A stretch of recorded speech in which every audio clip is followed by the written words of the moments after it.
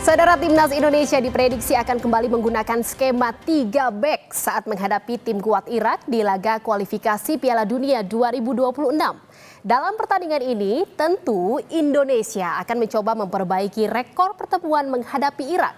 Karena dari 13 pertemuan sebelumnya, skuad Garuda hanya mencatatkan 2 kemenangan, 3 hasil imbang, dan menelan 8 kekalahan. Dan kami akan ulas prediksi susunan pemain timnas Indonesia melawan Irak sore nanti. Kita mulai, saudara, dari lini belakang terlebih dahulu.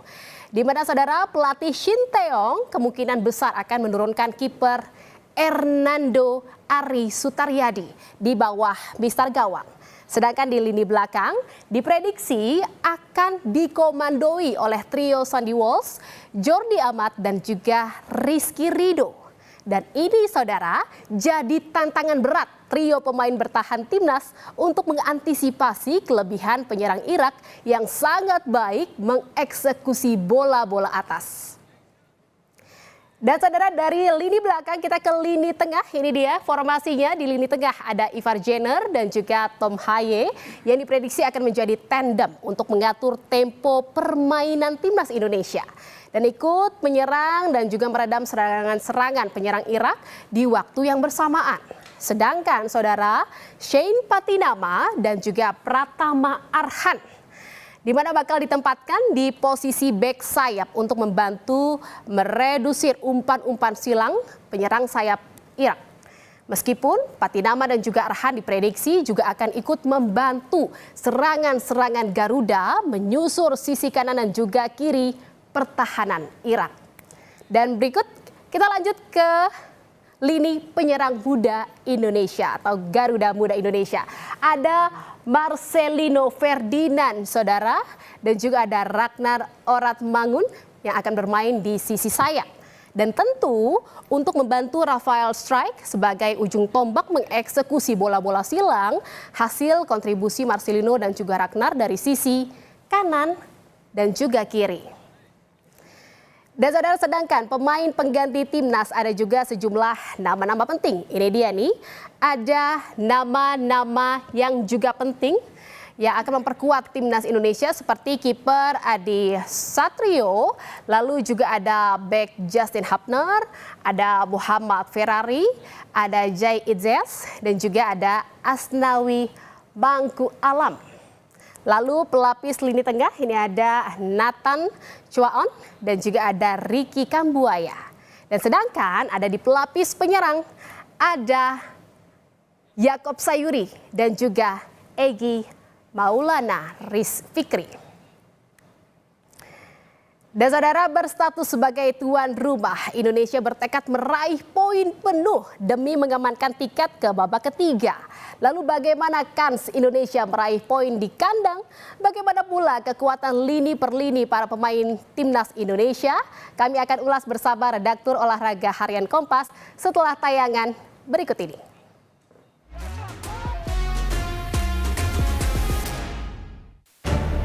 Timnas Indonesia akan melawan Irak dalam duel yang digelar di Stadion Utama Gelora Bung Karno, Jakarta, Kamis sore. Tim Merah Putih janjikan penampilan maksimal agar bisa mengunci slot ke babak ketiga.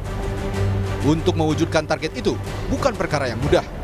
Irak merupakan tim yang solid dengan barisan pertahanan yang kuat. Terbukti, gawang singa Mesopotamia baru kebobolan sekali dalam 4 pertandingan di grup F dan menyapu bersih seluruh kemenangan. Namun pelatih timnas Shin Tae-yong tak gentar dan yakin dengan kemampuan anak asuhnya. Terlebih kepercayaan diri yang dimiliki skuad Garuda saat ini lebih baik usai menembus babak 16 besar Piala Asia dan semifinal Piala Asia U23.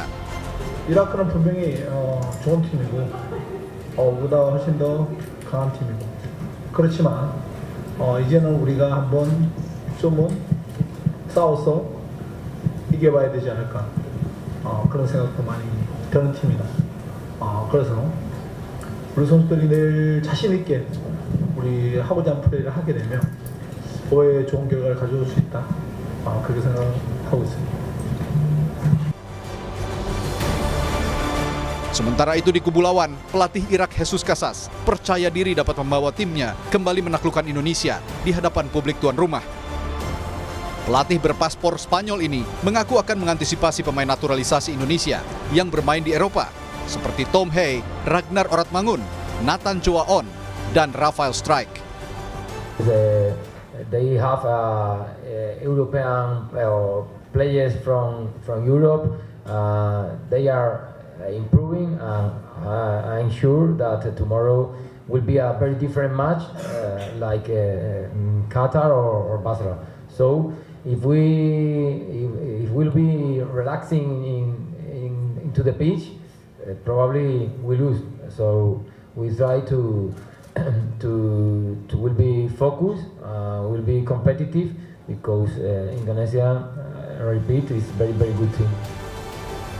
Indonesia wajib menang agar dapat melenggang ke putaran 3 kualifikasi Piala Dunia 2026 zona Asia dan lolos ke Piala Asia 2027. Usai menghadapi Irak, Marcelino Ferdinand dan kolega akan bersiap menghadapi Filipina 11 Juni mendatang. Tim Liputan, Kompas TV. Dan saudara, sudah bersama kami redaktur olahraga harian Kompas, Yulvianus Harjono atau Mas John, yang sudah bergabung di studio Kompas TV. Mas John, selamat sore, terima kasih atas waktunya. Mas John, ini sebentar lagi ya, kita nunggu waktu beberapa menit lagi, hampir setengah jam lagi nih, Indonesia lawan Irak. Kita akan bahas kekuatan timnas melawan Irak nanti, tapi dari lini per lini terlebih dahulu, Mas John. Kalau kita lihat ini kan dari lini belakang ada penjaga gawang, ada Hernando gitu ya. Kita lihat performanya Hernando ini juga sedang melejit gitu ya, sedang naik daun. Kalau dari pandangan dari Mas John ini, bagaimana melihat performa Hernando sejak dari Piala Asia, terus juga Piala Asia U23 hingga jelang laga nanti kontra melawan Irak? Ya, memang penampilan Hernando ini cukup stabil dan bahkan bisa dikatakan meningkat ya akhir-akhir ini ya. Terutama kita lihat bersama penampilan dia, kiprah dia di Piala Asia U23 yang kemarin. Itu cukup cukup bisa diandalkan dia ya, dan dia terutama kelebihan dia adalah kemampuan membaca permainan, umpan silang, ketika umpan true pass itu dia bisa dengan sigap mengantisipasi itu, dan refleksnya juga cukup baik. Menurut saya itu adalah dia salah satu, menurut saya mungkin kiper terbaik saat ini ya. Meskipun usianya masih sangat muda, tapi di level dia punya caps yang sangat tinggi ya untuk baik di timnas maupun di kelompok umur gitu. Dan ini memberikan dia sendiri kepercayaan diri ya buat Hernando Ari sendiri. Ya memang dan di dalam line up yang baru saja yang saya terima sendiri, Hernando Ari memang berada di posisi penjaga gawang. Berarti untuk membuktikan dia belum tergantikan di posisi itu gitu. Kalau kita lihat memang ini kan lawan Irak ini lawan yang memang perlu diperhitungkan gitu ya. Memang sangat kuat juga untuk bisa ditaklukkan oleh timnas. Berarti memang komposisi menaruh di lini belakang atau penjaga gawang Hernando ini dengan performa yang seperti ini ya memang sudah tepat sekali seperti itu ya.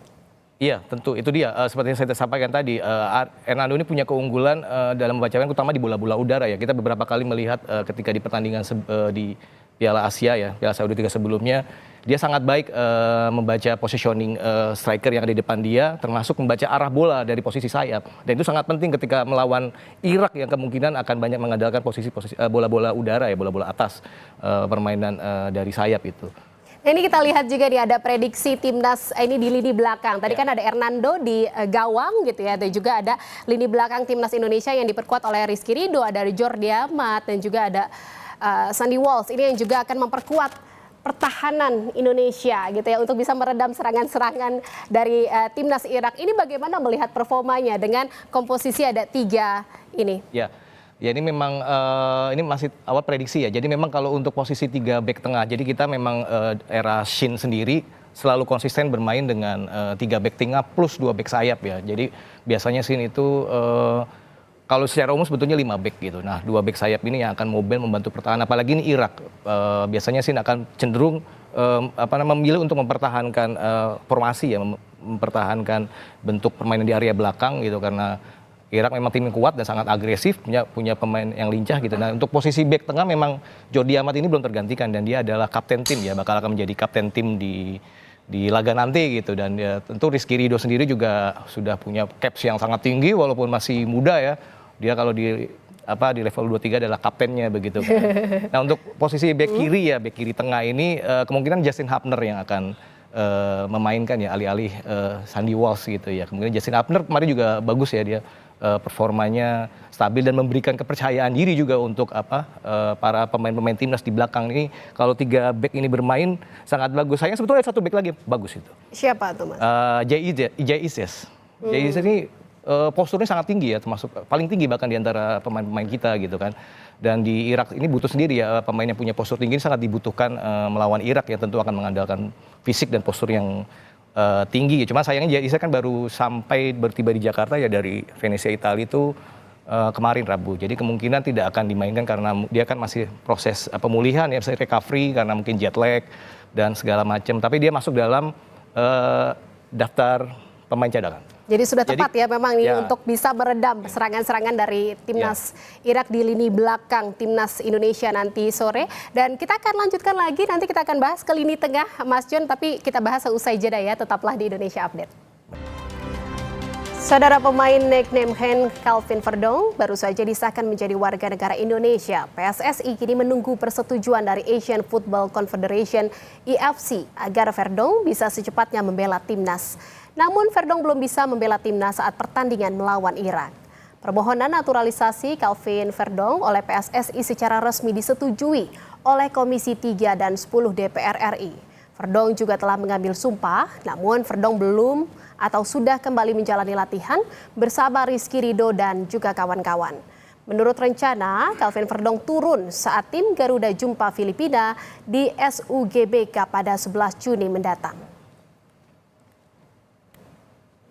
Dan saudara, kita akan lanjutkan perbincangan dengan redaktur olahraga harian Kompas, Mas Yulvianus Harjono. Mas John, ini tadi kita sudah bahas di lini belakang. Kita maju ke tengah sedikit, ini barusan katanya sudah rilis gitu ya. Tim-tim siapa saja yang akan main dan memperkuat timnas di sore hari ini, boleh dijelaskan mungkin Mas ya, di tengah jadi, siapa saja jadinya fix? Kalau saya lihat dari pilihan starting line up yang disusun yang disampaikan oleh pelatih Shin, memang terlihat sekali ada arahnya lebih defensif ya, lebih memperkuat pertahanan karena memang Irak ini tim yang sangat kuat ya. Dia sudah mencetak 12 gol dari 4 pertandingan, dalam arti rata-rata 3 gol per laga di kualifikasi ya. Dan pengalaman kita di pertandingan pertama juga kalah 5-1 waktu bulan November, dan di Piala Asia kita kalah 3-1. Nah, mungkin belajar dari situ Shin memilih memperkuat pertahanan gitu ya.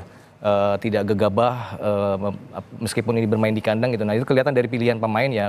Yang pertama tentu di tengah ini jantung permainan kita di situ tidak tergantikan adalah Tom Haye. Nah, Tom Haye ini menurut saya bisa menjadi kartu as dalam permainan ini karena dia inilah bisa menjadi pembeda. Tom Haye tidak main sebelumnya di 2 pertandingan sebelumnya melawan Irak gitu, dan Irak sendiri katanya udah mengantisipasi di permainan Tom Haye ya. Dia dinilai sebagai profesornya timnas Indonesia gitu ya. Ini kan yang akan kasih. Nah, menariknya biasanya dia bertanding dengan Ivar Jenner ya. Nah, untuk dalam pertandingan kali ini kemungkinan dia bertanding dengan Sandy Walsh yang sebetulnya dia lebih ke lebih defensif ya. Jadi ini mungkin untuk saling mengimbangi lini tengah, dan untuk di posisi gelandang atau bek sayap itu ini juga pilihannya menarik, tidak ada Asnawi atau tidak ada pemain Pratama Arhan gitu. Jadi pemainnya lebih memilih pemain yang abroad dan punya pengalaman, experience ya. Ya, jadi memang karena berbekal dari pengalaman kemarin ya pertahanan itu diperkuat gitu ya. Tetapi tidak juga menutup kemungkinan untuk bisa menyerang juga gitu ya.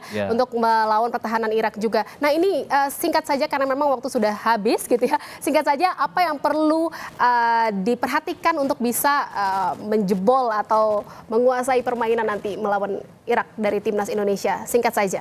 Ya, tentu saja kita juga harus realistis dan tidak gegabah gitu ya. Walaupun bagaimana Irak adalah tim yang besar, kita harus percaya diri bermain dari kaki ke kaki, dari belakang ke depan gitu ya. Kita manfaatkan yang salah satu kekuatan kita adalah kecepatan dan transisi dari bertahan ke menyerang. Nah, untuk transisi ini tentu di depan ada Rafael Struijk, ada Ragnar gitu kan, ada Marcelino juga, tentu seperti yang saya bilang tadi gitu kan, di tengah ada Tom Haye. Ini kita manfaatkan pemain ini gitu.